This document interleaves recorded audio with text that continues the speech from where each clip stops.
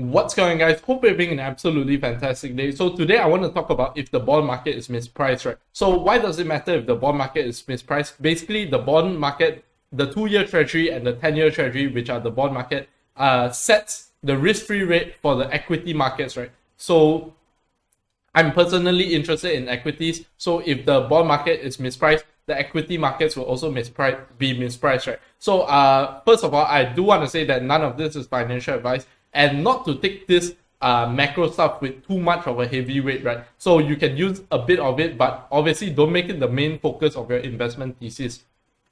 So let's just start. So the Fed raises 75 basis points. This is basically last Wednesday during the FOMC meeting for the second time in a row to a target rate of 2.25% to 2.5%. Right? Remember that target rate, right? So what happened? The Nasdaq Composite basically went from 1,700 points to 12,000, right? Which is a 3%, 3 to 4% rally, right? So you might think that a 0.575% basis point hike would not be good for the stock market, right? But no, the stock market rally. But basically, if you want the reasoning for that, is because people might have front run this expectations. Maybe they expected 1%. So if the results are actually 0.75%, then the stocks will rally, right? But the reasoning in this case was not that, right? It was because basically Jerome Powell said that gave some hints that he was turning dovish, and also said that they were abandoning forward guidance, right? And I think this is a very big mistake by him, but I'll get into that later, right? So the 2-year yield is currently sitting at 2.8% after a high of 3.4%, right? So the 10-year yield is sitting at 2.5%. What this means is basically the yield curve is inverted, and every time the yield curve has been inverted, there has been a recession, right? So I'm going to talk a bit about the 2-year, why I think this is signaling that the basically the bond market is getting it wrong, right? So unless we have a very big recession and they are pricing in that the bond market will the interest rates will get cut before like this 2 years, right? Basically in 2024 or something like that, right? Then maybe they have it right? But if inflation continues at, let's say, 4-5% for the next 2 years, then they'll have it wrong, right? Because basically, if inflation is at 4-5% for the next 2 years and they are getting a 2.8% yield, basically they have a negative 2.2% real yield, right? So I know a bit of this might be a bit confusing. And also do note that the more that you buy bonds, right, the lower the yield goes, right? So it's not like a stock, right? A stock, the more you buy it, the higher the price goes, right? But the yield for a treasury, the more you buy it, of course, the higher the price goes, then the lower the yield falls, right? So just looking at that, then you can see that, oh, maybe they have got it wrong. But obviously, there's a lot of factors, right? So I'm just going to draw maybe some factors, right? So basically, if there is higher inflation, then the bonds should theoretically be priced at a higher yield, right? Because if you have a 5% inflation, let's say for some magical reason, I can tell you that the next 2 years is going to be 5% inflation. Then the 2-year treasury yield, right? People will probably demand at least 4 to 5% to hold the 2-year treasury yield, right?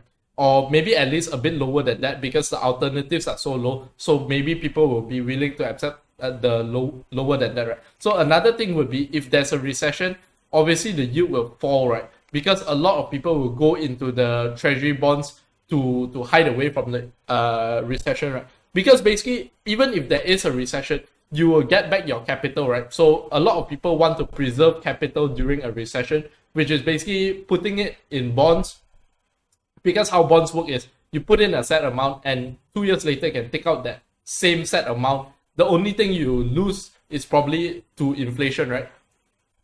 Or the risk of the country defaulting, which in the US defaulting, they basically view it as zero risk, right? So the third reason that investors will probably be willing to accept lower yields is because of lower expected future yields and also lower growth in the real economy, right? So if people are like willing to accept maybe a 2.5% 10-year treasury yield because they are scared that in the future, let's say rates, let's say go down to zero again, right?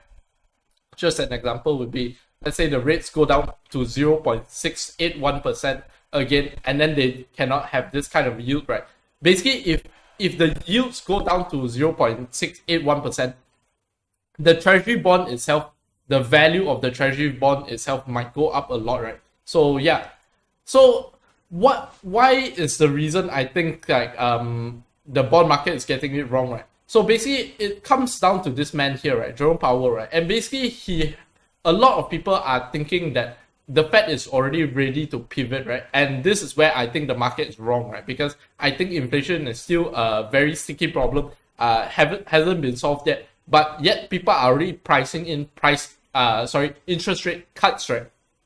Which is very, very surprising to me. And also because he abandoned forward guidance, right? So forward guidance was the reason that if I just take a look at 1 year, you'll see that there are very sharp moves, right?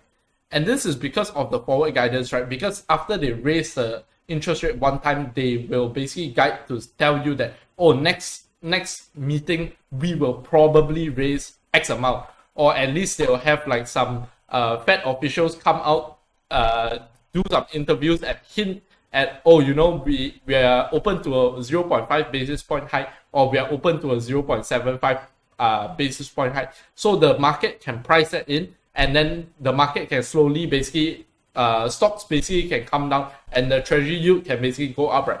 Basically, Jerome Powell has decided to abandon this forward guidance, right? And I think this is really, really bad, right? Because the next time that they come up with, let's say, a bigger interest rate hike, or let's say even if it's a smaller or bigger interest rate hike, the market will react quite disorderly, right? Because a lot of the market's functioning have been due to this guy, right? So if I told you the interest rate was going to go up by 0.5% next month, obviously you will be prepared and you'll reprice all your stocks, all your bonds, everything, right? So that's how the financial markets start to function properly, right? But if I don't tell you anything and next month I raise it by 0.5%, then suddenly, right, in one day, all the stocks and everything will just tumble, right? And that is disorderly functioning of the market, right? Rather than you give it, let's say, a month or 2 months to basically adjust itself. Now, the next day, once you announce it, everything in one day, let's say Apple will go down 5% or something like that, right? Which is obviously not really good for the markets and the market participants' plannings and stuff like that, right? So another reason I think that CPI basically is not at the peak yet, right, is because of this shelter inflation, right? And this shelter inflation have been a super lagging indicator, right?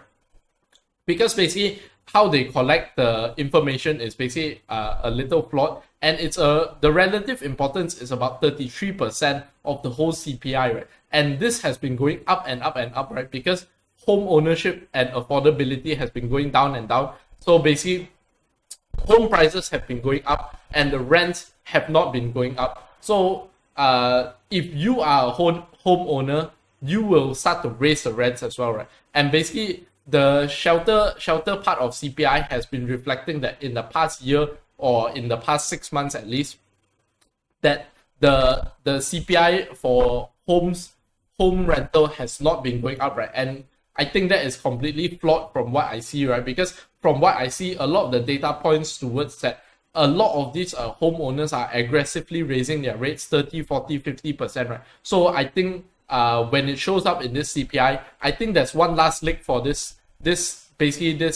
inflation cycle to continue, right? Because when this shelter, even though the commodities and also gasoline is coming down, right? I think this shelter basically either will hold the inflation steady at this high 9% rate, or basically it will make the decline much slower, right? So 3 scenarios, right? Either it will make the decline much slower, which is that commodities and gasoline and everything is dropping, but shelter is increasing. So we might go from 9.1% to maybe 9%, then 8.9%. So it's very slow, right? The decline, and that may cause the Fed not to be able to meet their inflation targets.